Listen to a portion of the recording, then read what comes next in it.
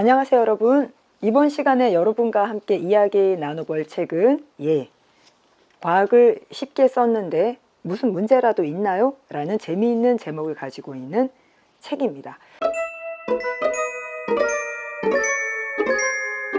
과학책이라고 얘기를 해야 될까요?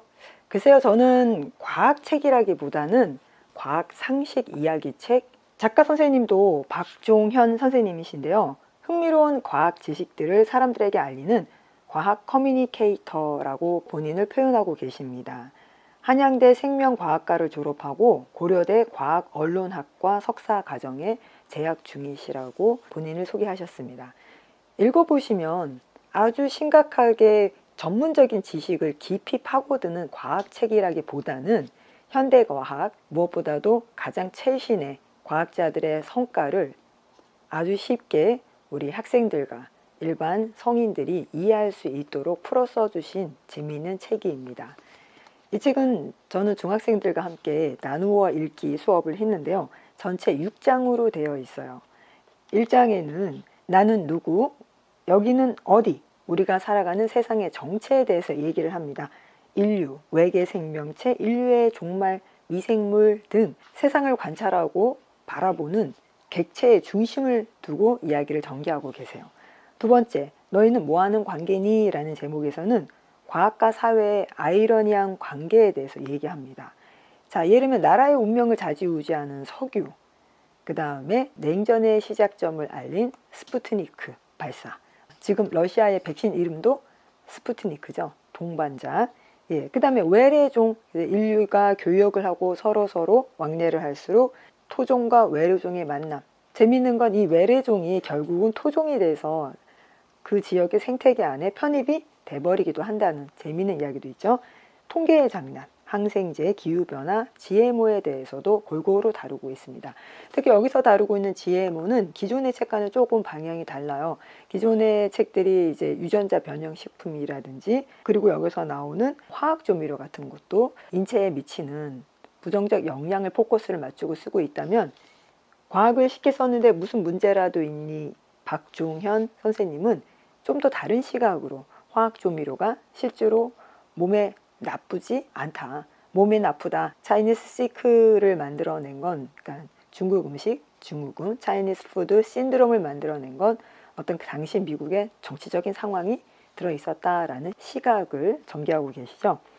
그 다음에 항생제나 GMO에 대해서도 마찬가지입니다. 그래서 GMO가 가지고 있는 부정적인 면에 포커스를 맞추시기보다는 긍정적인 면.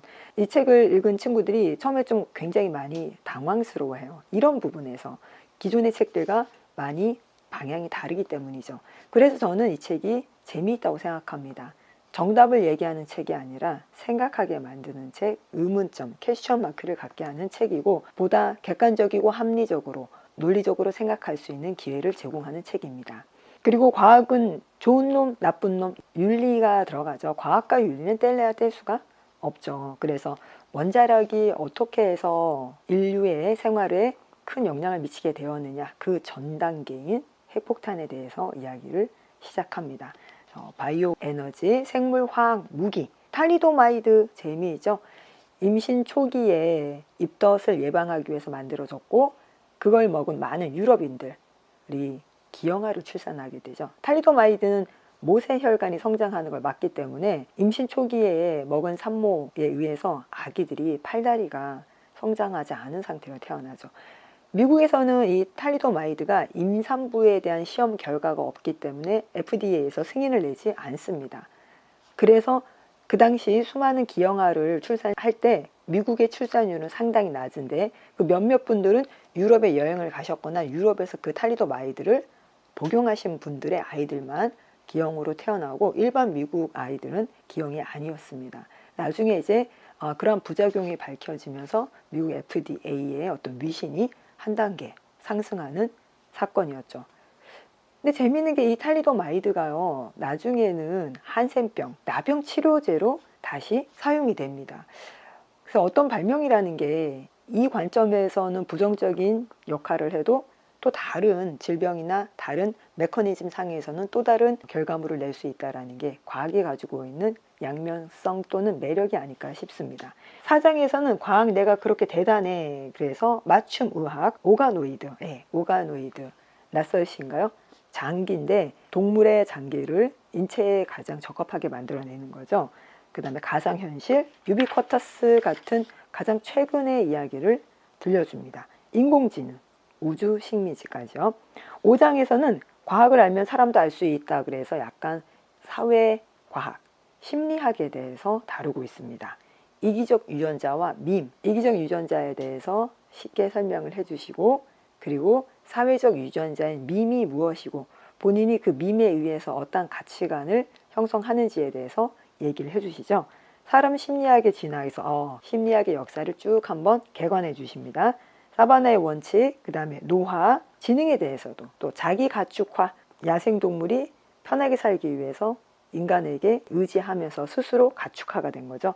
인종, 호르몬, 사춘기 호르몬, 또 인종의 차이가 어디까지가 차이가 있느냐에 대해서도 과학적 사실로 설명하고 계십니다.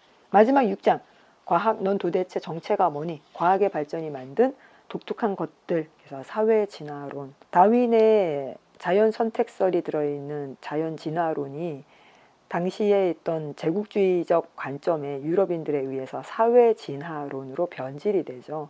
그래서 인간과 인간 사이, 국가와 국가 사이, 민족과 민족 사이에도 선택해야 된다. 우수한 종이 지배할 수 있다라는 그런 잘못된 개념을 만들게 된 론이죠. 유사과학, 과학에도 유사과학이 있어서 언뜻 보면 과학으로 보이고 과학적인 것처럼 들리지만 실제로는 유사과학이라는 거. 그리고 무신론, 무신론에 대해서 얘기를 하고 있죠. 신은 존재하는가.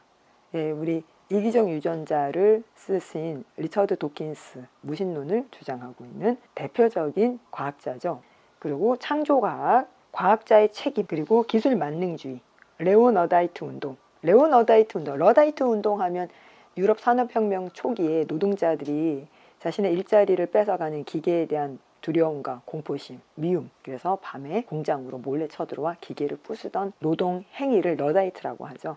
나중에 하도 기계를 부셔서 손실이 많아지니까 자본가와 정부가 학교를 세웁니다. 그래서 학교에서 기초적인 서브 스터디를 가르치죠. 읽고 쓰고 셈하고. 이렇게 기초 학습을 배운 노동자 중에는 정말 본인이 희망을 해서 더 깊은 고도의 공부를 하게 되고, 그 공부 결과 이런 노동차별과 문제는 기계의 문제가 아니라 정치의 문제구나 라 그래서 노동자도 투표를 하고 노동자도 의회에 대표를 보낼 수 있게 해달라. 차티스트 운동으로 이어지죠. 네오 러다이트 운동 역시 오늘날에 있어서 기계의 발전이 꼭 좋은 것인가에 대해서 의문을 갖게 됩니다. ATM 기계, 은행에 설치되어 있죠. 그 기계 한 명이 몇 명을 해고시키는가. 드론의 발전이 택배 노동자분의 노동에 어떠한 영향을 미칠 것인가. 모든 게 기계화되고 자동화되는 게 정말 모두를 위해서 옳은 건지, 모두를 위해서 바른 삶을 제시하는 건지에 대해서 생각해 볼 수 있는 파트입니다. 과학기술과 전쟁, 과학기술과 전쟁은 뗄래야 뗄 수가 없죠. 과학기술이 발전해서 전쟁이 더 처참해질 수도 있고, 전쟁이 발발해서 과학기술이 올라갈 수도 있고, 상황에 따라서 다양한 케이스가 있는데요. 역시 이것도 우리 학생들과 함께 편안하지만 심도 깊게 고민해 볼 만한 제재가 아닐까 싶습니다. 마지막이 패러다임 시프트죠. 과학은 패러다임의 전환을 가져오죠. 태양이 그냥 맑은, 밝은, 뜨거운 별로 알고 있는 것과 끝없이 폭파하고 있는 수소의 집합체, 수소 폭탄이라는 걸 아는 것, 태양을 바라보는 시선이 달라지죠. 1969년에 아폴로 11호가 달에 착륙을 했을 때 인류의 수많은 상상과 꿈은 반토막이 나죠. 그 전까지 모든 인류에게, 어느 문화권의 인류에게나 다른 신비의 대상이고 마음의 위안처이고, 우리 조상들도 옥토끼와 선녀가 사는 이상의 세계로 그리고 있었습니다. 하지만 1969년 아폴로 11호 이후 그러한 상상은 상당히 많이 줄어들죠. 삭막한 달의 모습, 과학이 인류의 머릿속을 얼마나 많이 바꿔놓을까요? 패러다임 시프트죠. 여러분, 편안하게 읽을 수 있는 재미있는 과학 상식 책. 과학을 쉽게 썼는데 무슨 문제라도 있나요? 한번 편하게 읽어보세요. 하루에 한 챕터씩만 여러분의 머릿속을 깨끗하게 해주고 상상력을 더 넓혀줄 좋은 책입니다. 지금까지 동락 이연숙이었습니다. 좋아요, 구독 부탁드립니다.